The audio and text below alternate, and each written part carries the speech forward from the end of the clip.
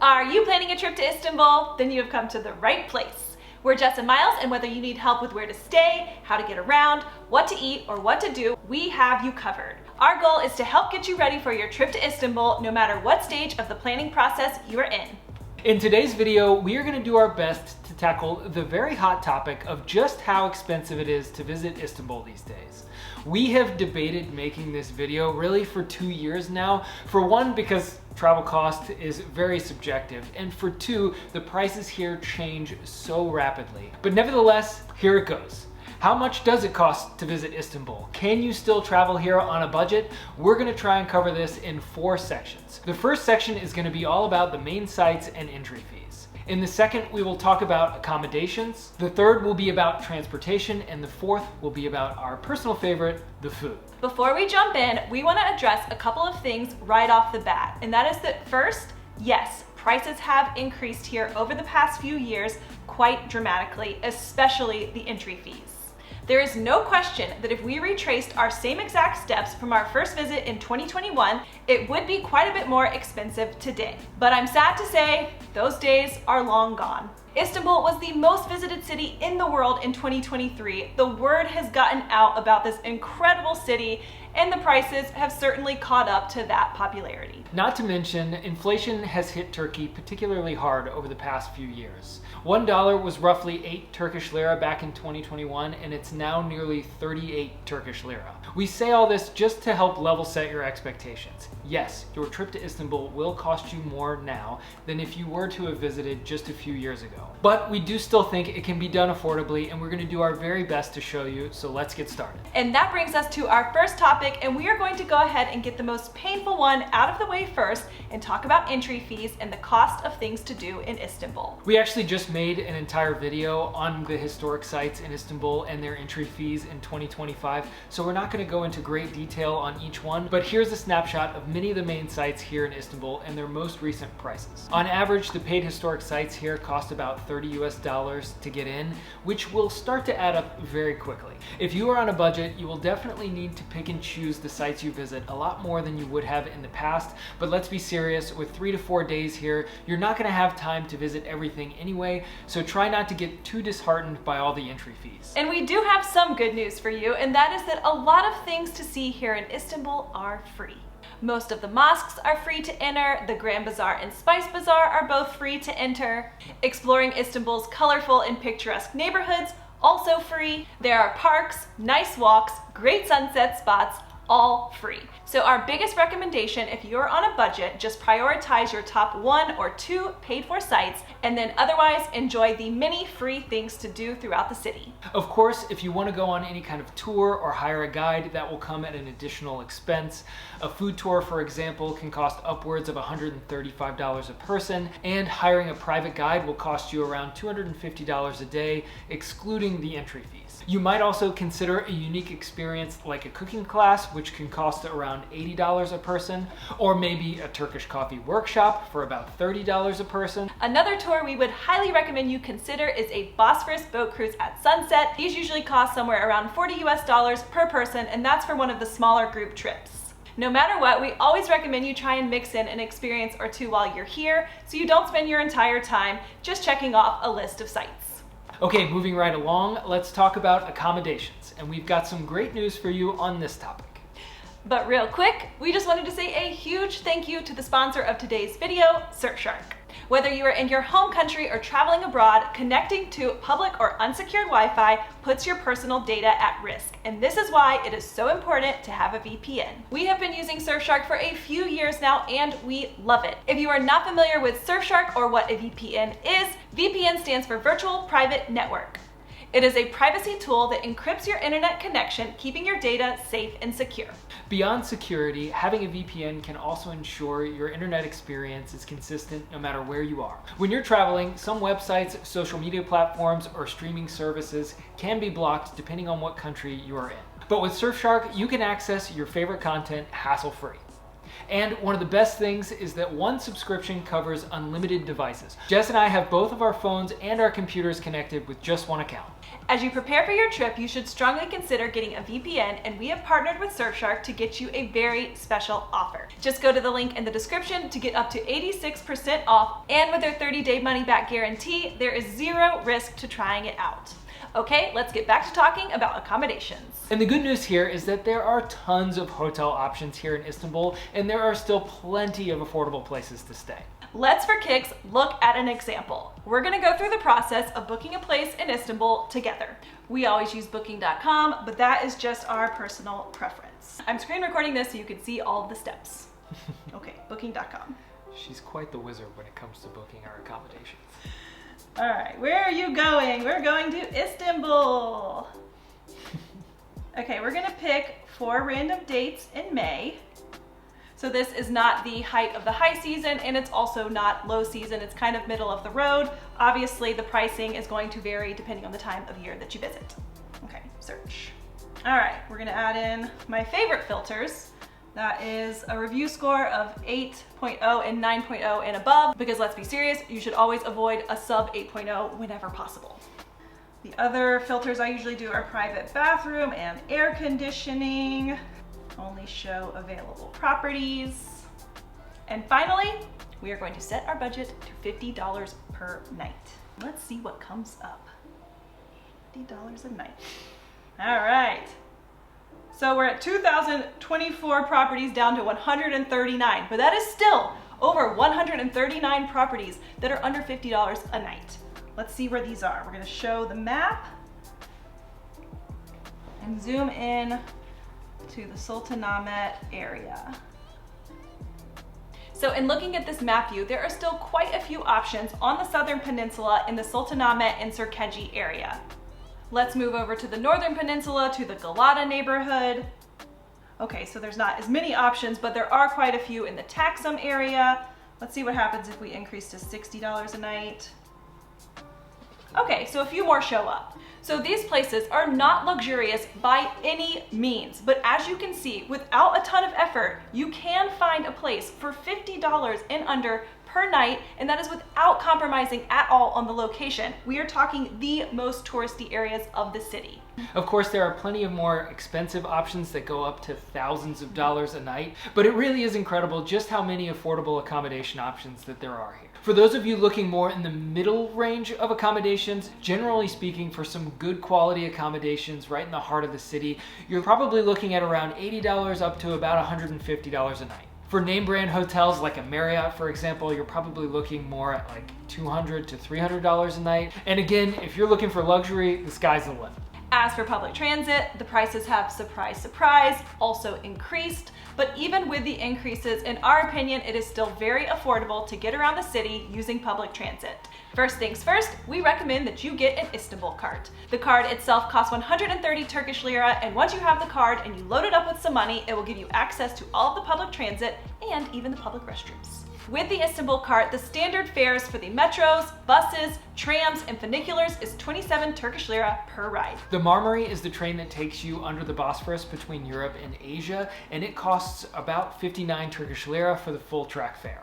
You used to be able to tap off the Marmari to get a refund for any unused fare, but you now need a registered card to do that, so as a tourist, if you take the Marmari even just for one stop, you're paying the full fare.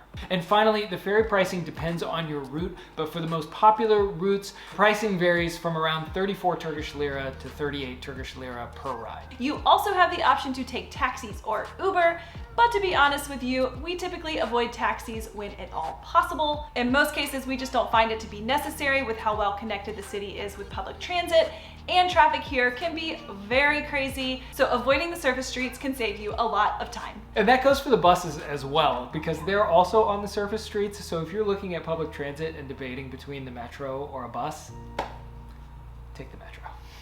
If you do want to take a taxi, we recommend you do it through the Uber app. It's just going to connect you to a taxi. It's not a private car, but we like that it gives you a rate range and you can just pay through the app, so it does minimize possible taxi scams. As an example, if you were looking to take an Uber right now from the IST airport to the Galata Tower, you're looking at somewhere around 1400 to 1900 Turkish lira. Or IST to Sultanahmet, for example, you're looking at a little more, around 1500 to 2000 Turkish lira. You might be thinking these fares are really high, but let's just keep in mind that this is over an hour taxi ride from the airport into the main city. Let's take a look at a ride that's just around the city center.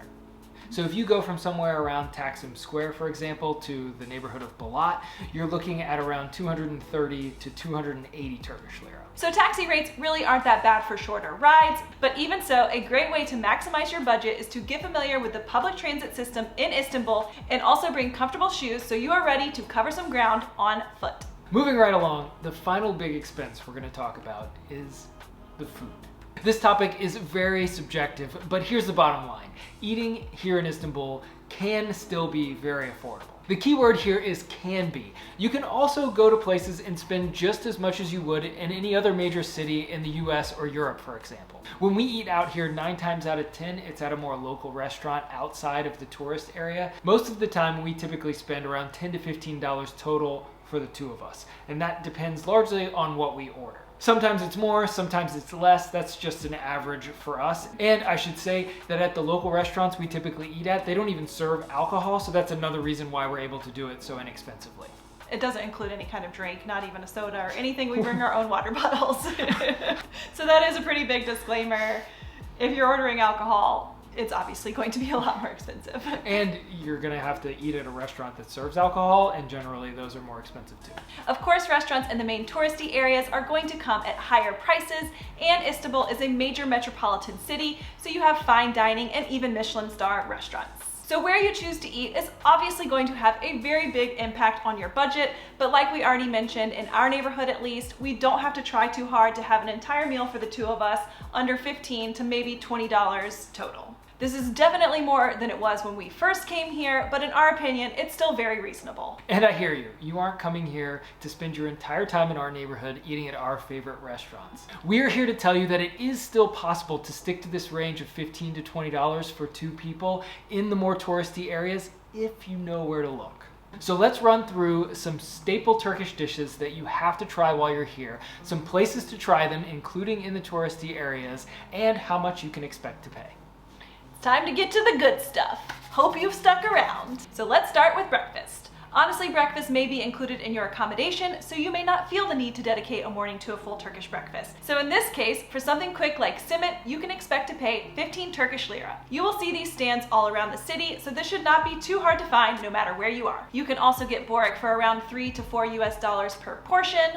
There is a great place in the Karakoy neighborhood, or if you find yourself hangry in the Sultanahmet area, you can try this place. If you do want to sit down for a full Turkish breakfast, which we would personally recommend, the prices range pretty widely depending on where you go. It's going to be pricey at a place like Seven Hills, for example, which is a touristy spot in Sultanahmet with a view overlooking Hagia Sophia. And it's going to cost you 1,080 Turkish lira per person to eat here. This is really expensive, but you're also paying for the view. But there are more local spots that you can find that are much cheaper, like our favorite place in Moda, where Turkish breakfast starts at 500 Turkish lira per person.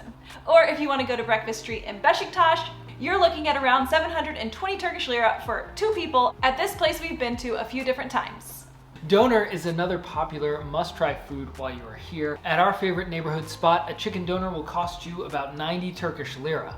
Our favorite place right outside the Grand Bazaar is now up to 450 Turkish lira for their doner, which is pretty pricey at this point, to be honest. There is another great option in the old city with more reasonable prices. A chicken doner there will cost you about 160 Turkish lira. Another must-try Turkish food is definitely pide. The prices can range just like a pizza depending on the toppings that you choose, but as an example, pide ranges between 200 and 300 Turkish lira at our favorite spot in Kadıköy. And it's roughly the same at this really cool hidden spot not far from the Spice Bazaar. And of course, you cannot come to Istanbul without trying kebabs. If you're around the Spice Bazaar, you should definitely check out this place. Adana kebab is 275 Turkish lira, or you can try their eggplant kebab, which is 375. And if you're looking for a quick stop, you can try an Adana wrap for 250 Turkish lira from this place, which was made famous by none other than Anthony Bourdain. One of our favorite kebab shops is Tom Tom Kebab, and you can get an Adana kebab here for 450 Turkish lira or a chicken shish for 350 Turkish lira. We usually come here, we split one kebab, and we get a couple of their dips. It's amazing. Also highly recommend this place. At our neighborhood favorite, you can get beyti kebab for 550 Turkish lira, which is a little bit on the high side for our neighborhood, but this dish is definitely shareable. And as an example, you can still get chicken shish there for around 250 Turkish lira. Also, we should mention at most kebab shops, you can get a durum, which is basically just a kebab in wrap form, and these are typically cheaper than the full kebab plate. So at the end of the day, if you're on a tight budget, you can probably get away with around $30 to $40 a day for 2 people. You can certainly get through your time here in Istanbul spending less than this on food, but since the food here is such an amazing part of the culture, we wouldn't want you to miss out on that too much, so our estimates reflect that. If you're also looking to add in a full Turkish breakfast with a view or a nicer dinner while you're here, you should probably budget somewhere closer to $60, maybe up to $100 total for 2 people. And of course, you can spend much more than that if you want to have cocktails each night with dinner, or try fresh fish on the Galata Bridge, or enjoy a Michelin star experience. So now that we've covered all of that, let's try to put it all together. For something between a lower to mid-range budget, let's say you're 2 people and you're here for 4 nights. Budget is top of mind, but you don't want to compromise too much on the experience. You spend $50 a night on hotels. You don't hire a guide because you're all about the DIY exploring. You go into 2 paid sites, let's say Hagia Sophia and Basilica Cistern. And of course, you at least book a Bosphorus sunset cruise. For transportation, you get an Istanbul cart and you take at least 1 ferry ride over to the Asian side and back, and otherwise you average about 4 public transit trips per day. And finally, for food, you average around $50 per day for 2 people. So all told, for 4 nights, you would be looking at $620 total, or roughly $150 per day. So this is just one example, and don't get us wrong, you can obviously come here and experience Istanbul for cheaper than what we have laid out. And I'm sure it goes without saying, but it can definitely be way more expensive, especially depending on what accommodations you choose. Just check out the 6 senses on the Bosphorus. Or that palace that was converted to a hotel. So, to wrap all of this up, has pricing gone up in Istanbul? Yes. We can definitely understand why there's so much frustration out there when comparing the pricing to how it was just a few years ago. So far we have had simit for 5 Turkish lira, Borek for 30, and then 2 Turkish coffees were 56. So that is 91 Turkish lira total. But if you're not comparing it to how it used to be, we still believe Istanbul can be an affordable place to visit. All right, that's going to do it for us today. We have put a bunch of links in the description below, including all of the restaurants that we mentioned and many of our favorite activities. If you are looking for more help on planning your trip to Istanbul, be sure to check out our other videos on Istanbul and Turkey. And don't forget that we also sell a comprehensive digital guide to Istanbul for just $9.99, so be sure to check that out. And please don't be surprised if these prices change. That's why we always hesitated to make this video, and why we update our guide every month, because the prices do change often. If you found this video helpful, we would so appreciate it if you would give it a thumbs up and leave us a comment down below. As always, thank you so much for watching.